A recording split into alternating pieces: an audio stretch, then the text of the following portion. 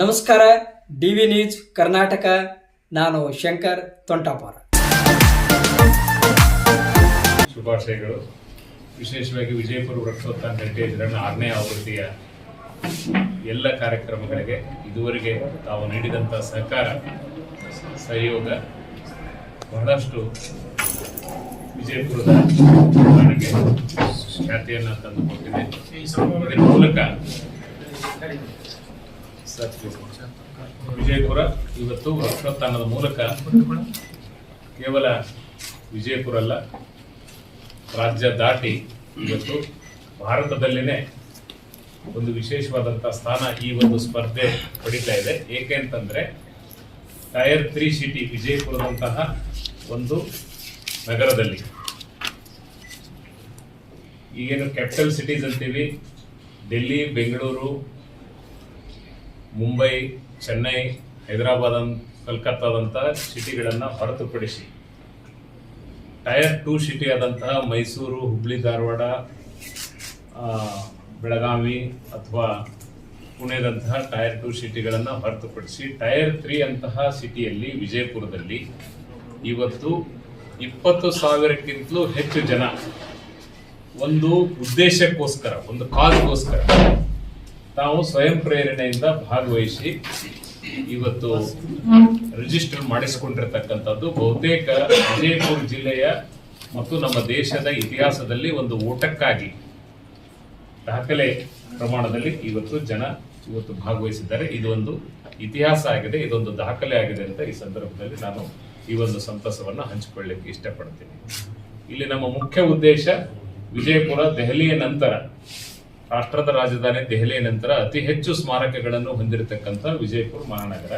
ವಿಜಯಪುರ ನಗರದಲ್ಲಿರ್ತಕ್ಕಂಥ ಸ್ಮಾರಕಗಳನ್ನ ನಾವು ಹೆಚ್ಚು ಜನರಿಗೆ ಪರಿಚಯಿಸುವುದು, ಈ ಸ್ಮಾರಕಗಳತ್ತ ಜನರನ್ನ ಆಕರ್ಷಣೆ ಮಾಡ್ತಕ್ಕಂಥದ್ದು. ಇದರ ಮೂಲಕ ಇಲ್ಲಿ ಟೂರಿಸಂ ಬೆಳವಣಿಗೆ ಆಗಬೇಕು, ಇಲ್ಲಿನ ಜನರಿಗೆ ಉದ್ಯೋಗ ಸಿಗಬೇಕು, ಇಲ್ಲಿನ ಟಾಂಗಾವಾಲಾಗೆ, ಇಲ್ಲಿನ ರಿಕ್ಷಾವಾಲಾಗೆ, ಇಲ್ಲಿನ ಸೈಕಲ್ ರಿಕ್ಷಾದವರಿಗೆ, ಇಲ್ಲಿನ ಸಾಮಾನ್ಯ ಹೋಟೆಲ್ಗಳಿಗೆ ಹಿಡ್ಕೊಂಡು ದೊಡ್ಡ ಹೋಟೆಲ್ಗಳವರೆಗೆ ಎಲ್ಲ ಉದ್ಯಮದಾರರಿಗೆ ಇಲ್ಲಿ ಅವಕಾಶ ಸಿಗಬೇಕಾದ್ರೆ ಬಿಜಾಪುರ ಟೂರಿಸಂ ಒಳ್ಳೆ ಸ್ಪಾಟ್ ಇದೆ. ಇದು ಹೆಚ್ಚು ಜನರಿಗೆ ಹೊರಗಡೆ ನಮ್ಗೆ ಗೊತ್ತಾಗ್ತಾ ಇಲ್ಲ. ನಾವು ಬೇರೆ ಎಲ್ಲೆಲ್ಲ ಹೋಗ್ತೀವಿ, ಬಿಜಾಪುರದತ್ತ ಜನರನ್ನ ಆಕರ್ಷಣೆ ಮಾಡಬೇಕು, ಬಿಜಾಪುರದ ಹೆರಿಟೇಜ್ ಅನ್ನ ನಾವು ರಕ್ಷಣೆ ಮಾಡಬೇಕು ಮತ್ತು ಅದನ್ನ ಮುಂದಿನ ಜನಕ್ಕೆ ತಿಳುವಳಿಕೆ ಕೊಡಬೇಕು ಅಂತಕ್ಕಂಥ ಒಂದು ಉದ್ದೇಶ.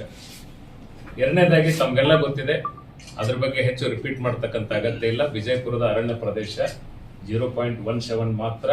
ಕಳೆದ 100 ವರ್ಷಗಳ ಬ್ರಿಟಿಷರ ಕಾಲದ ರೈನ್ಫಾಲ್ ಡಾಟಾ ನೋಡಿದ್ರೆ ಇಡೀ ಭಾರತದ ಅತ್ಯಂತ ಕಡಿಮೆ ಮಳೆ ಬೀಳ್ತಕ್ಕಂಥ 2 ಜಿಲ್ಲೆಗಳಲ್ಲಿ ಬಿಜಾಪುರ, ಒಂದು ರಾಜಸ್ಥಾನದ ಜೈಸಲ್ಮೇರ್, ಎರಡನೇದ್ದು ಕರ್ನಾಟಕದ ಬಿಜಾಪುರ, 2 ಜಿಲ್ಲೆಗಳು. ಈ ಜಿಲ್ಲೆಗಳಲ್ಲಿ ಬಿಜಾಪುರದಲ್ಲಿ ಪಂಚನದಿಗಳ ಹಾಡು, ದಕ್ಷಿಣದ ಪಂಜಾಬ್ ಅಂತ ಕರೆದ್ರೂ ಸಹಿತ ನಾವು ಬರದ ನಾಡು ಅಂತ ಹೇಳಿ ನಾವು ಹೇಳ್ತಾ ಇದ್ದೀವಿ. ಇಂಥ ಬರದ ನಾಡು ಇತ್ತೀಚಿನ ದಿನಗಳಲ್ಲಿ ಇಲ್ಲಿನ ನೀರಾವರಿ ಪ್ರದೇಶ ಹೆಚ್ಚಳ ಆಗಬೇಕು, ಇಲ್ಲಿ ಅರಣ್ಯ ಪ್ರದೇಶ ಹೆಚ್ಚಳ ಆಗಬೇಕು ಅಂತ ಹೇಳಿ ನಮ್ಮ ಸಚಿವರಾದಂಥ ಸನ್ಮಾನ್ಯ MB ಪಾಟೀಲ್ರು ಕಳೆದ 7-8 ವರ್ಷಗಳಿಂದ ಏನು ಸತತ ಪ್ರಯತ್ನ ಮಾಡಿದ್ರು, ಅದರ ಫಲವಾಗಿ ನಾವು ವೃಕ್ಷೋತ್ಥಾನ ರನ್ ಆರಂಭ ಮಾಡಿದ್ವಿ. ಮೊದಲಿನ 3 ವರ್ಷಗಳ ಕಾಲ ನಾವು ನಡೆಸಿದ್ದೀವಿ. ನಂತರ ಕೋವಿಡ್ ಕಾರಣದಿಂದ ಸುಮಾರು 3 ವರ್ಷಗಳ ಕಾಲ ಅದು ನಿಂತು ಹೋಗಿತ್ತು. ಕೋವಿಡ್ ನಂತರ ಇದು 3ನೇ ಆವೃತ್ತಿಯನ್ನು ನಾವು ಮಾಡ್ತಾ ಇದ್ದೀವಿ. ಈ 3ನೇ ಆವೃತ್ತಿಗೆ ನಮ್ಮ ವಿಜಯಪುರ ಸೈಕ್ಲಿಂಗ್ ಗ್ರೂಪ್ ಯಾವಾಗ ಇದಕ್ಕೆ ಜಾಯ್ನ್ ಆಯಿತು, ಕೋವಿಡ್ ಸಂದರ್ಭದಲ್ಲಿ ಆರಂಭಗೊಂಡಂತ ವಿಜಯಪುರ ಸೈಕ್ಲಿಂಗ್ ಗ್ರೂಪ್ ಇವತ್ತು 3ನೇ ಆವೃತ್ತಿಯಲ್ಲಿ ಆರಂಭಗೊಂಡ ನಂತರ ಸ್ಟಾರ್ಟ್ ಮಾಡಿದ ನಂತರ ಒಂದೊಂದು ಆವೃತ್ತಿಗೂ ಸಹಿತ 5ನೇದ್ದು, 4 ಮತ್ತು 5 ಬಹಳ ಚೆನ್ನಾಗಿ ಯಶಸ್ವಿಯಾಗಿ ನಡೆದು ಈಗ 6ನೇದ್ದು ಇತಿಹಾಸದ ಒಂದು ದಾಖಲೆಯನ್ನ ಸೃಷ್ಟಿ ಮಾಡಲಿಕ್ಕೆ ಇವತ್ತು ನಡೀತಾ ಇದೆ. ಇದರ ಜೊತೆಗೆ ನಾವು ಹೇಳತಕ್ಕಂತ ಮುಖ್ಯ ಉದ್ದೇಶ ಏನಂತಂದ್ರೆ ವೃಕ್ಷೋತ್ಥಾನ ಇದು ಕೇವಲ ಒಂದು ಓಟ ಅಲ್ಲ. ಈ ಸಲ ನಾವು ವಿಶೇಷವಾಗಿ ಇದನ್ನು ಒಂದು ರಂಗಿನ ಸಾಂಸ್ಕೃತಿಕ ಓಟ ಅಂತ ಹೇಳಿ ವೃಕ್ಷೋತ್ಥಾನ ಈ ಸಲ ಆಚರಣೆ ಮಾಡ್ತಾ ಇದ್ದೀವಿ. ಇದು ಬರೀ ಓಟವಲ್ಲ, ಇಡೀ ಈ ನಮ್ಮ ಭಾಗದ ಸಂಸ್ಕೃತಿಯ ಅನಾವರಣ ಈ ಓಟದ ಮೂಲಕ ಆಗ್ತಾ ಇದೆ. ಕೇವಲ ಓಟ ಅಂದ್ರೆ ಓಟಗಾರರು ಓಡೋದು ಅಷ್ಟೇ ಅಲ್ಲ, 21,000 ಜನ ಇವತ್ತು ರಿಜಿಸ್ಟ್ರೇಷನ್ ಮಾಡಿದ್ದಾರೆ. ಆ 21,000 ಜನ ಬಂದು ಓಡಬೇಕು ಅಂತಕ್ಕಂಥದ್ದು. ಯಾಕಂದ್ರೆ ರಿಜಿಸ್ಟ್ರೇಷನ್ ಮಾಡಿ ಚಳಿ ಇದೆ ಅಂತ ಮನೆಯಲ್ಲಿ ಕೂತ್ಕೊಂಡ್ರೆ ಆಗೋದಿಲ್ಲ.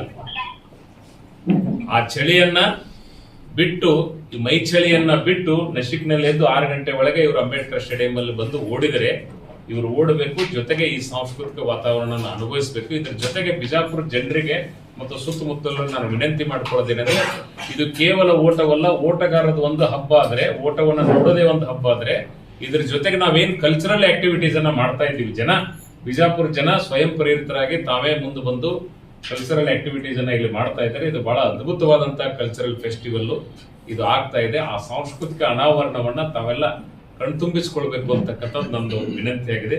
ಮುಖ್ಯವಾಗಿ ನಾವು ಅಂಬೇಡ್ಕರ್ ಸ್ಟೇಡಿಯಂನ ಒಳ ಆವರಣದಲ್ಲಿ ಬೆಳಗ್ಗೆ 5 ಗಂಟೆಯಿಂದನೇ ಪುಣೆಯ ಒಬ್ಬ ಪ್ರಖ್ಯಾತ ಕಲಾವಿದೆ ಆಸ್ಟಿನ್ ಅವರಿಂದ ಒಂದು ಜುಂಬಾ ನೃತ್ಯ ಅಂದ್ರೆ ಓಟಗಾರರಿಗೆ ಪ್ರೇರಣೆ ಕೊಡ್ತಕ್ಕಂಥ ಒಂದು ನೃತ್ಯ ಬೆಳಗ್ಗೆ 5 ಗಂಟೆಯಿಂದನೇ ಅದು ಇದೆ.